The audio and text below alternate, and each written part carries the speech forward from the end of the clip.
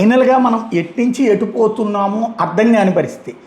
MRO ఆదేశాలతో క్షేత్రస్థాయి పరిశీలనకు వెళ్ళినటువంటి విఆర్ఓని ముంగర రాజు, ముంగర సావిత్రి, ముంగర శ్రీనివాస్ అనే వ్యక్తులు అడ్డుకుని దాడి చేసి గాయపరచడం అన్నది సోషల్ మీడియాలో వైరల్ అవుతోంది. కైకలూరు ప్రభుత్వ ఆసుపత్రిలో బాధితుడు చికిత్స పొందుతున్నాడు.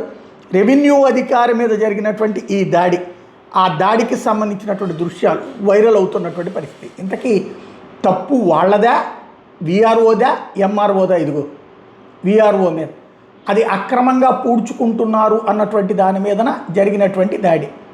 మనం చట్టంగా పనిచేస్తుంది. ఇప్పుడు ప్రభుత్వ అధికారి తప్పు చేస్తే ఆ కన్సర్న్ కంప్లైంట్ చేయాలి. చివరికి ఇట్లా కొట్టడాలు ఏ స్టేజ్కి వెళ్తోంది, ప్రభుత్వం అసలు ఏం చేస్తోంది? ఇప్పుడు అతను ప్రభుత్వ ఉద్యోగి, బాబుగారి ప్రభుత్వంలో ఉన్నటువంటి ఉద్యోగి. అతను ఎందుకు కొట్టారు? కొడతే చూస్తూ ఊరుకుంటుందా ప్రభుత్వం? ఏం జరుగుతోందన్నదే అర్థం కావట్లేదు. వెంటపడి కొడుతున్నటువంటి పరిస్థితులు నడుస్తున్నాయి అన్నమాట.